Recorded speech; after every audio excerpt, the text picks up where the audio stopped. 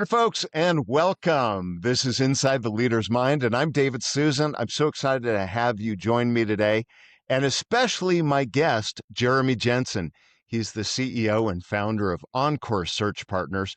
They're the largest privately held executive search firm in Houston, Texas. And under his leadership, Encore Search has scaled to 40 full-time employees and nearly $15 million in annual revenue, while being perennially recognized as one of Houston's fastest growing companies and a best place to work 6 times, which is amazing. With over a decade of experience in professional headhunting, Jeremy is a sought after voice in the executive search industry. And today, Encore Search Partners has positioned itself as the number one firm for organizations that want to grow revenue through people acquisition. Please welcome Jeremy Jensen. Excellent. Thank you for having me on, David. We had a chance to socialize before going on air, and I found out that you've been married 33 years. And so I just met you 10 minutes ago, but you're already a great role model of mine. I got married when I was 2. So if you're doing the math, how old I might be. So there, that's how it works. Absolutely. Uh, Absolutely. Well, Jeremy, thank you for being here. I got to tell you, when I was learning about you, your website, your bio, and everything, one of the first things that really came to mind is how you have become one of the best places to work 6 times. What's the secret sauce that has made that happen? yeah, great question. So the short answer is we started implementing EOS, the Entrepreneurial Operating System, way back in 2017. And part of the whole EOS process is every single quarter we facilitate confidential employee surveys, right? And so it forces us to ask some very tough questions. How happy are you at work? If there was something that you could improve, what would it be? Do you feel like your compensation and benefits are competitive? But the best one that gives us a tremendous amount of insight is do you see yourself working here in 2 years and why? Please be detailed and explain, right? And so, over the years, people have said, like, I don't know, there's not a clear path for upward mobility, or I'm not sure. 401k is very important to me, and we don't have a 401k plan. And so taking that data way back in 2018, 19, 20, 21, 22, and then filling in the gaps in the boat, right? Plugging in the holes has really given us an opportunity to continue to rise because we fill in our blind spots, if you will. So there are thousands of companies that do surveys and they get this feedback, but nothing changes. What is different about your leadership that you actually make the change to make it better? Mhm.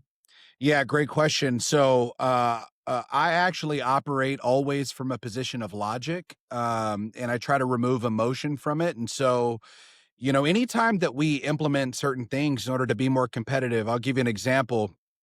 Hey guys, historically we've offered $400 per employee every month towards your health insurance. We know that the health insurance premiums for the for the basic plan has gone from 390 to $567. And so what the company is going to do is the company is going to increase the employer contribution from $400 to $600.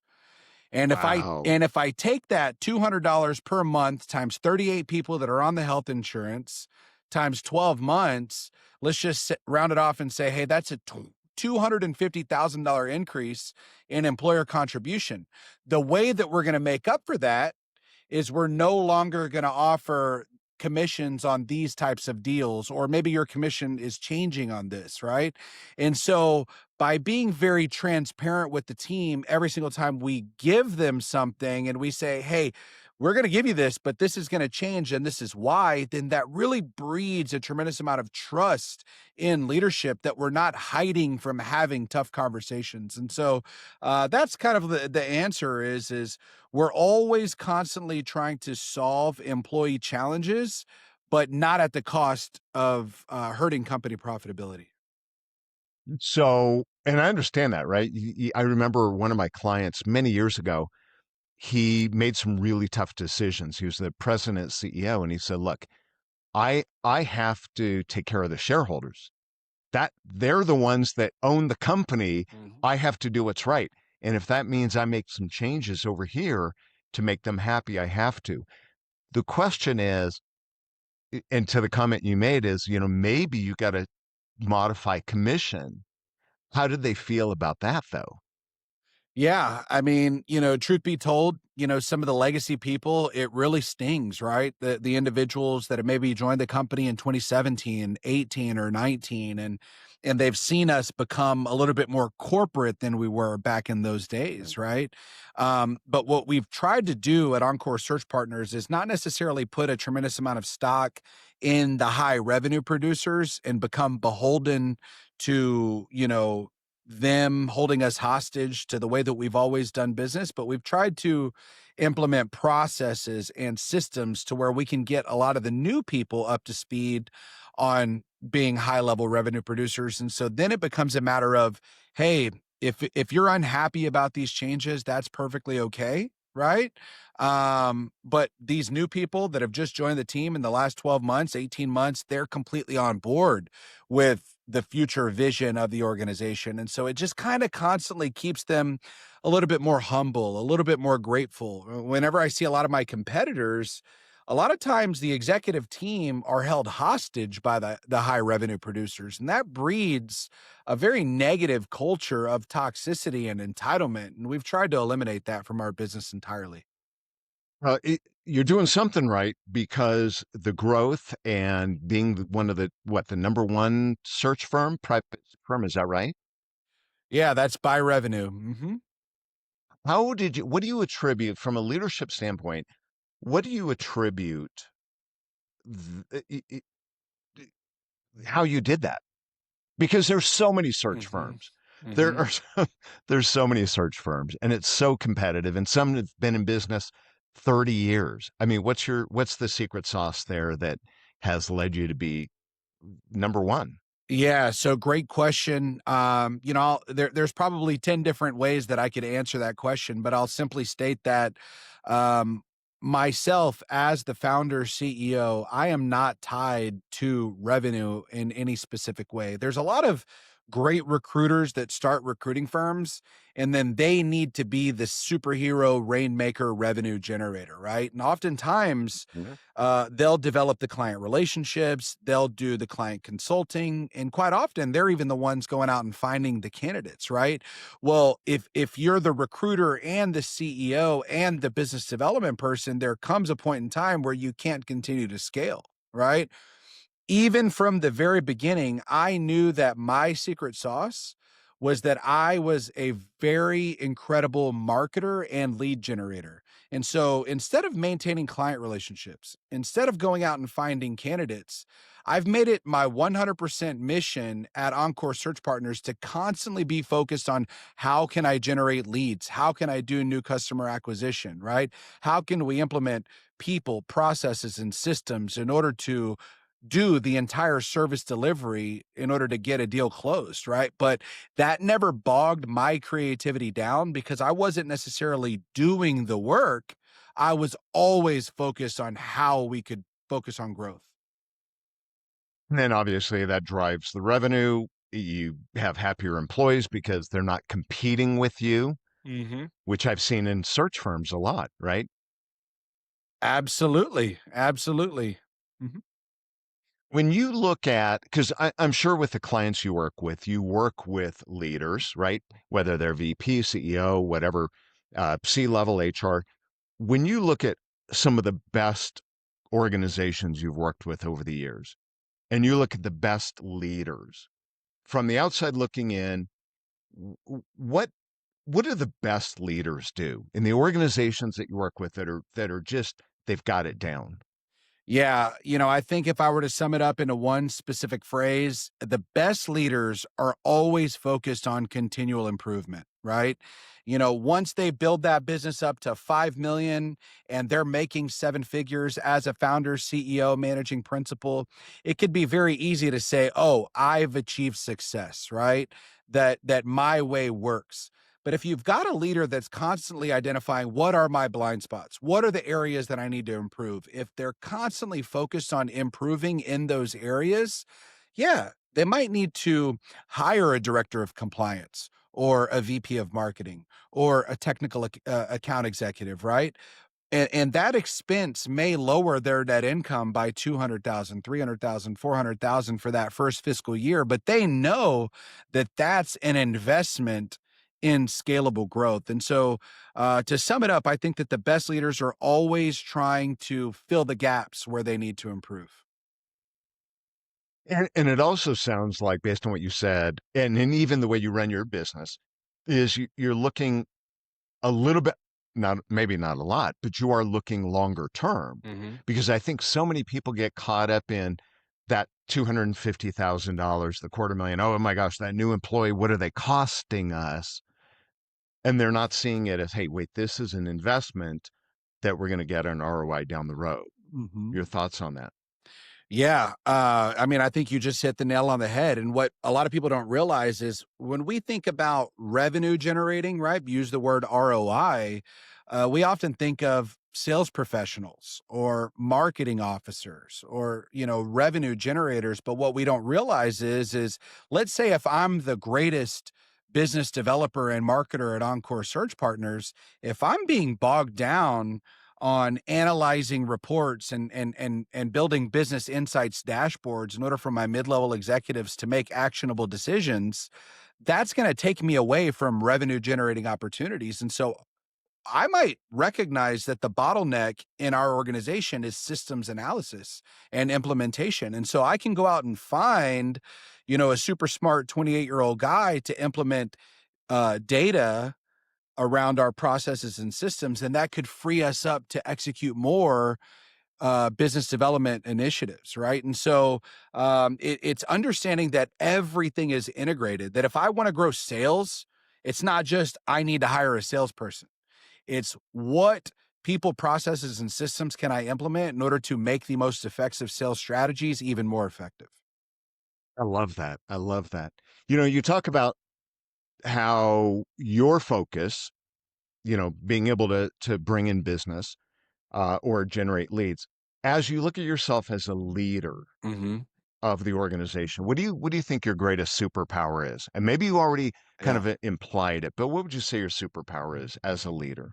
Great question. I did not imply it because I just thought about it whenever you asked me that question. And I would say it's my ability to make decisions quickly, execute quickly, and then pivot kind of as you go, right? I think there's so many leaders out there that they want every single decision to be perfect, right? But I think that you're losing a lot of opportunity whenever you are stalling in order to make decisions, right? We do a good job of executing quickly.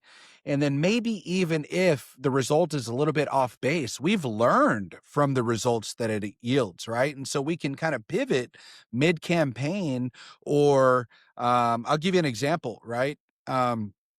We hired basically a managing director over one of our largest business units about 3 years ago. This individual came with an extremely high six-figure salary, right? And I think there's a lot of people that could have put a lot of stock in that individual to say, "Hey, we want this to be the future C-level executive in the company," right? But there was a lot of things that we learned by employing that individual over the 2 years that he was here, uh, to where what we realized was we actually didn't need a VP of operations, right? Maybe we needed somebody Mm. that was going to focus on, recruitment, training. right? Standards and operating procedures. And so that next hire after that individual didn't work out, I didn't view it as, hey, we lost X amount of revenue by making a bad hire. I viewed it as we learned what we really needed in order to scale, right? And I was able to Yeah, I fill love that that. gap, right? So I think that inactivity is what really stalls organizations from growing, and kind of just doing it the way that they've always done it. And so failing fast is another quick way to say that.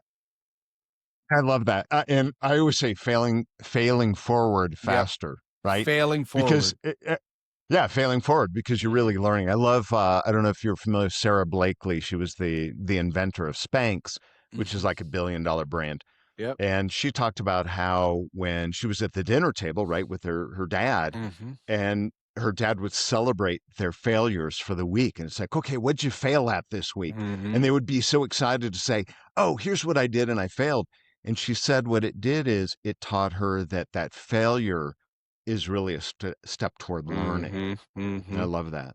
I also wanted to sorry, go ahead. No, go ahead. I was just gonna say that Uh, I know, Sarah Blakely's husband, Jesse Itzler. Uh, yeah, he's a great guy.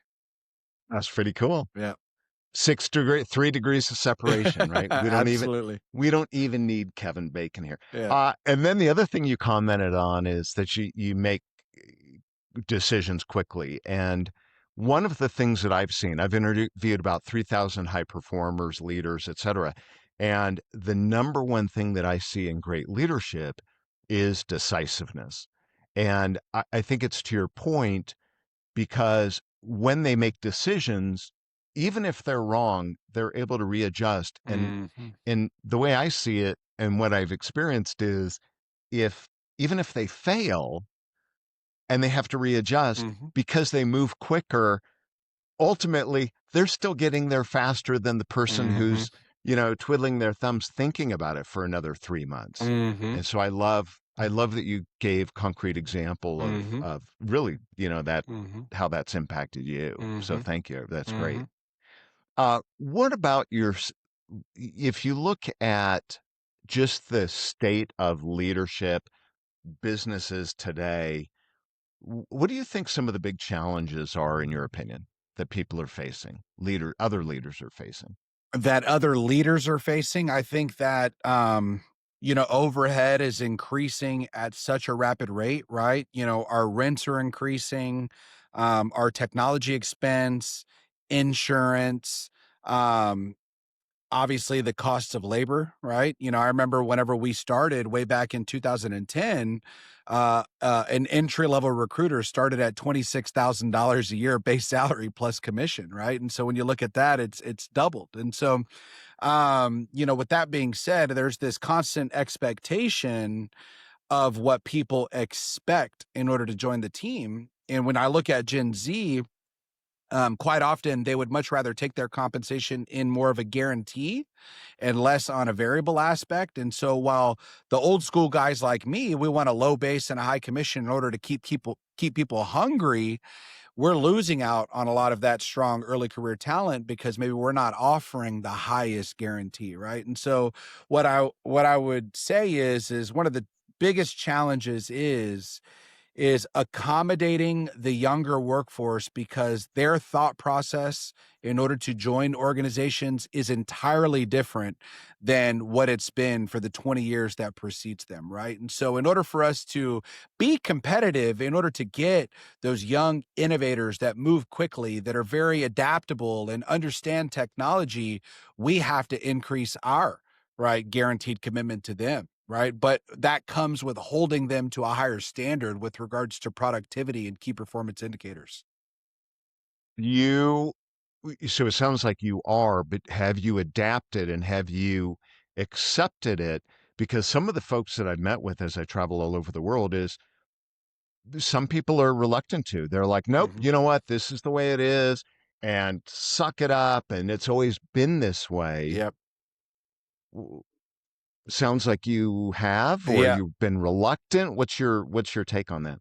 Yeah, great question. And so I would say that I was reluctant for many, many years, and that may have inhibited our growth and success, right? And so not to say that we were unsuccessful, but if we were growing at a 30% year over year rate, if I would have accommodated those superstars, early career professionals, right? Maybe we would have been 50%, right? Year over year growth. And so I think that there's this misconception that as long as I'm profitable and growing, that I'm successful. But if you were to benchmark it against maybe some of my other peers that were early adopters to offering right hybrid work schedules or remote workforces, or offering a base salary with a lower bonus program instead of a low draw and a high variable, right? A lot of those individuals have outperformed me on the J curve, right? And so while my revenue might still be higher, I kind of look at it like Walmart in, 2004, right? They were still beating Amazon, but who were the people that were growing at much more of a rapid rate, right? And so we got to Right. make sure that we can kind of blend uh, the old school thought process of being the 10,000 pound gorilla to say, hey, we've built a tremendous amount of success over the last 15 years in business, but how can we still be competitive with the Amazons that are stealing market share? Yeah, I agree. And I think, historically, I think the way people have done business is, they got a round peg and they want the round hole, the round peg in the round hole, but that peg isn't round anymore. It's Mhm. changed. And we're people are getting frustrated and they're saying, well, they're going to, the new generation's going to have to change. The problem is they're not. They're growing up with AI, they're Mhm. growing up with tech, and many of them are growing up seeing their parents Mhm. having worked for 25 years at a company that, a job for life, and then they're getting laid off. Mhm. And that loyalty and that mindset is so different from Mhm. a younger generation. I think Mhm. it's critical. Mhm.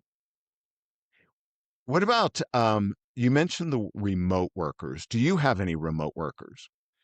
So of our 40 employees, we've got 3 that actually work remotely. One of them is a data analyst, right? More of an entry level individual. And so her KPIs are a little bit more measurable, right? Hmm. And then we've got 2 high level revenue generators that have been with the firm for over 7 years, right? And so there's a tremendous amount of trust there that they're going to get their job done with very minimal oversight.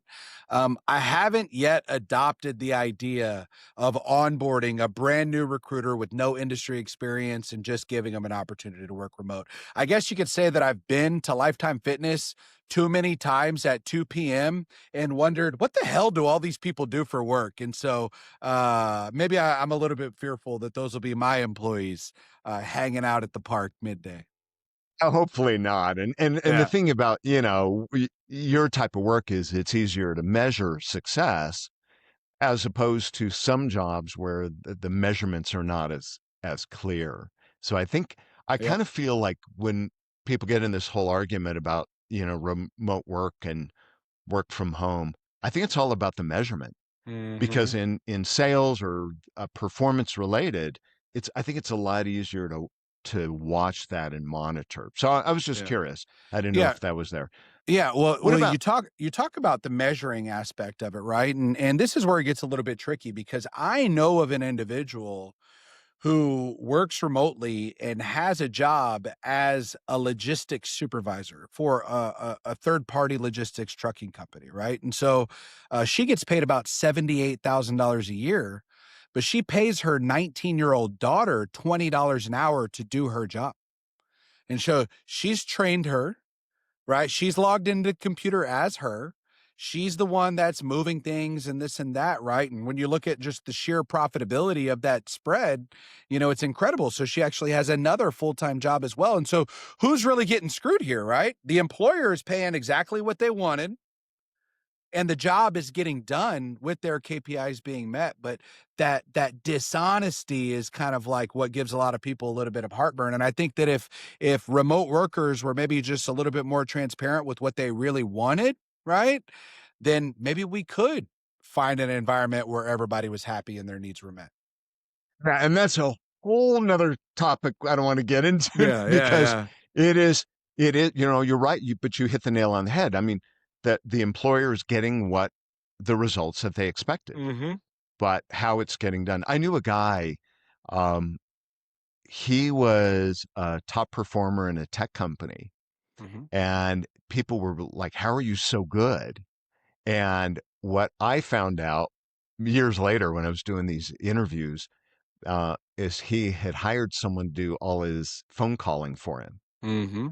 So they were setting appointments for him. It's kind of like the new model is how most companies do it today, but this is before that was acceptable. Yep. So he just hired an assistant booking appointments, Yep. and this guy was able to go on appointments, and appointment he was on was a closing call. Yeah. And it's amazing how many years it took companies to realize that that's a better use of certain high profile people's Mhm. time, Mhm. right? So I think the whole message that I'm getting from this conversation is what you said is being adaptable and being willing and being able to change Mhm. quickly, Mhm. because that's, I think, our only guarantee in our life is change. Absolutely, and the story that you just shared, it kind of reminds me of this paradigm shift, that I've seen in business over the last 15 years. Is historically, whenever people have been compensated on time and grade, now I think employers are migrating more towards a performance-based culture, right? And so if that guy is yielding, let's say $10 million in revenue and the average account executive is only doing 2, should they really care how he gets his leads or what resources or technology that he utilizes, right? More power to him. Yeah, I mean, they're making money, and the only problem I've seen over the years is when, and I'm curious if this happens in your organization, and you don't have to answer if you don't want, but I see in some organizations where it is pay for performance, Mhm. some of the employees are earning more than the executives, and the ego gets in the way, and then they're like, well, we don't like that, so then they cut that, Yep. and then those you decrease the motivation, but you're cutting off the nose to spite your face because Mhm. now you're not you're not making that revenue. Mhm. Mhm. Thoughts on that? I mean, that's a high level sales professional making more than a chief operations officer is not uncommon in business. Right? I'll use an example, right? So, like our senior manager of growth and development, she's responsible for internal recruiting, right, and training, and she runs our marketing and business development. And quite often she's bringing in, early career people that she may have 10 years more of industry experience, but in their offer letter, they're projected to make more money than her. Right. And so it's one of those situations where it's like, hey, Jacqueline, you knew exactly what career you were migrating into whenever you were getting your master's in human resources instead of professional excellence in selling. You know what I'm saying? And so I would say that that's not uncommon. The way that that shows up in our organization is, when you look at our chief operations officer, that individual, is responsible for finance, IT, right, operations, accounting, etc. But then my division president that gets paid like a managing partner in a law firm, his variable compensation is exponentially higher, right, than Yeah. that COO, right? And so you've got two essentially VP level executives, but the wage disparity is quite large. And so it's one of those deals to where it's like if you do want to get paid on production, you can absolutely modify your career path and go that way. But if you're going to get paid the comfort of a six-figure salary, then I don't believe that there should be this massive variable comp on top of And I think we got to put the ego away it. Mhm. to be able to say, hey, I'm okay that this person who is really below me from a hierarchy makes more than me because of Mhm. what they do, and Mhm. they're bringing in revenue. Dude, So it's so funny. We recruit for law firms. That's one of the biggest verticals that we recruit for. And the first year associate at a big law, right, top 20 firm starts at 215,000. A first year associate. It's unbelievable. And when crazy. and we have placed COOs of those firms, they get paid 250, 250. guys with 30 years of experience, right? But they're not revenue generators tied to billable Right. hours, right? And so It's crazy. Yeah, it's it's the crazy. It's crazy. and it's gonna be crazy 10 years from now, right? I mean, Oh, yeah. the people that are doing a lot of the tactical work, I think a lot of those individuals are exposed to their jobs being eliminated by AI, offshoring, and automation. And the one thing that will always be protected are the individuals that bring in revenue for the company, not True. the people that are flipping the switch. Yeah, I agree. I agree. Good insight. Well, two more quick questions. First one, as you look at your own leadership, your own who you are, Mhm. what is an area for yourself that you want to get even better at? Maybe it's not where you want to be, maybe you're challenged by it, but what's an area that you look in the mirror and say, look, I know I got to get better at this. Hmm. So my love language is words of affirmation. Um, you know, Well, so Jeremy, I'll just tell you uh, right now, I love you. thank you, thank you. Yeah, there you And go. and with that being said, I think that that I often, even whenever I'm giving gifts to my children or my fiance or a discretionary bonus to one of my team members, I'm looking for that pat on the back, that thank you, that gratitude aspect. And one of the things that I'm really trying to develop more of is removing, I guess, that ego aspect that really fuels a lot of that words of affirmation. And I would really love to be able to be in a position to where I could give without expecting anything in return. And so it's a constant conversation that I'm having with my life coach, right? In order to become a little bit uh I guess more content in that regard. But unfortunately, maybe that's tied to my success that, I'm always looking for that lollipop. I love that. But thank you Yeah, for yeah, sharing the vulnerability and yeah. the honesty. All right. So last question. Uh, what is a question you wish people would ask you, but they don't know to ask you? Hmm. And I don't necessarily mean me Yeah. in this topic, but just in general, what's a question you just in life in your life? You're like, I wish Yep. people would ask me this. So that's a great question, actually, and I've never been asked that. So when you look at the scalability that we've had since 2013, a lot of it has to do with the fact that my executive team has stayed together, right? I mean, quite often we see VPs and C-level people change firms. You have a bad quarter, we blame it on that guy. He gets managed out of the organization. But it's the fact that my division president, my COO, and myself, we've all kind of been together at the executive table ever since that very first EOS strategy session in 2016. And so I wish people would say, what's the key to keeping the executive team together for so long? And I would say that the answer is trust and rapport. And so I'll give a tactical example on how trust shows up, right? Uh, we had an individual that was a senior recruiter, and unfortunately, there was a personality conflict. We ended up having to let him go in 2019. And about 5 months later, a deal closed, and our fee on that deal was $81,000. And so, per the terms of our employment agreement, right? If we let somebody go, we're still going to pay you your commission on anything that moves within the next 6 months. But this was a deal that he didn't know about whenever he left. It wasn't on the board. It wasn't in the sales pipeline, right? It kind of like materialized out of thin air. And so I told Scott and Casey, I said, hey, call Mike Marler and tell him that we owe him the commission on this deal, right? And I mean, we're talking eight figures, right? I'm sorry, four, 5 figures. Yeah, not 8 figures. But with that being said, yeah, there could be a lot of executives out there that could have just swept that under the rug and said, "Hey, I'm just not going to pay this commission because he doesn't even know that it's coming." But that trust that it bred with the two other executives that said, "Hey, Jeremy is always going to do what's right, whether it personally serves him or not." That probably yielded way more loyalty and stickiness, right?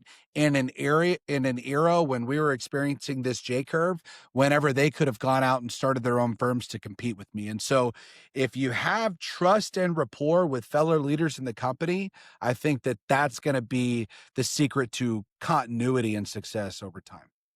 I love that. I love that. What a great example. Mm. What if someone wants to learn more about Encore Search or about Jeremy Jensen? What what should they do? Or any last thoughts here? Absolutely. So I would love to connect with you on LinkedIn, right? You could track me down on there. It's just Jeremy Jensen. I've got a little goat emoji after my last name. Or if you'd like to follow my personal life, I have a lot of fun. You could follow me on Instagram. It's just my name. And then if you want to shoot me a DM, I promise I'll reply and I can point you in the right direction from there. All right. Well, it has been such a pleasure talking to you. I loved your insights and your enthusiasm and just your perspective on things. And especially the last comment you made. It's very rare that when someone leaves a company that you still pay a commission to them. And so kudos to you for having that integrity and the character is really remarkable. So thank you for being a guest today. Excellent. Thank you, Uh, David. Folks, this is Inside the Leader's Mind. Thank you so much for listening. I'm David Susan, and we'll see you next time.